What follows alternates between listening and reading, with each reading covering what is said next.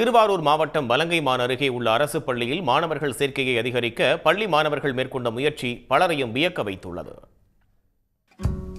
அரசு பள்ளிகளில் பயிலும் மாணவர்களின் உயர்கல்விக்கு புதுமை பெண், நான் முதல்வன், தமிழ் புதல்வன் உள்ளிட்ட திட்டங்களை தமிழ்நாடு அரசு செயல்படுத்தி வருகிறது.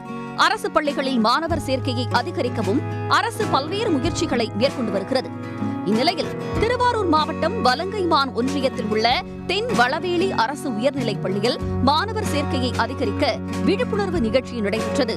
பள்ளிகளில் குழந்தைகளை சேர்க்க வலியுறுத்தி பெற்றோர்களுக்கு மாணவர்கள் அஞ்சல் அட்டையில் கடிதம் எழுதினர்.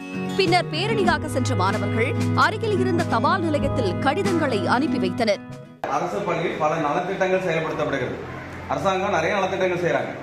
உங்களுக்கு இலவச லேப்டாப் கொடுக்கறது, மருத்துவ உபகரணம் கொடுக்கறது, மருத்துவம் ஃபுல்லாக செக் பண்றது, மருந்து கொடுக்கறது, அது மட்டும் இல்லாமல் நான் முதல்வன், தமிழ் புதல்வன் போன்ற திட்டங்கள் மூலமாக மேற்படிப்புக்கான உதவித்தொகைகள் வழங்கப்படுகிறது.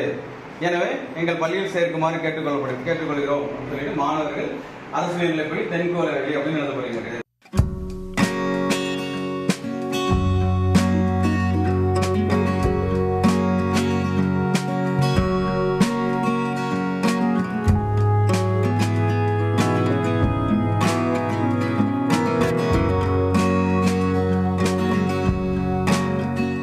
தரமான கல்விகள் அரசு உயர்நிலைப்பள்ளியில் தராங்க. அதனால எல்லாரும் அரசு பள்ளியில் சேர்க்கணும்னு கேட்டுக்கொள்கிறோம்.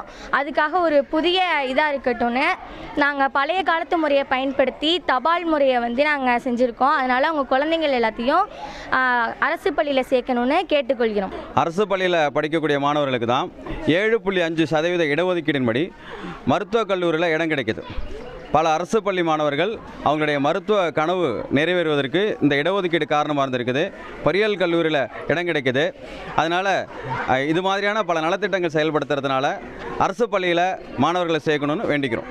அரசு பள்ளி மாணவ மாணவியர்களின் இந்த முயற்சியை பலரும் பாராட்டி வருகின்றனர். உடனுக்குடன் செய்திகளை தெரிந்து கொள்ள சன் நியூஸ் பெல் ஐகானை கிளிக் பண்ணுங்க.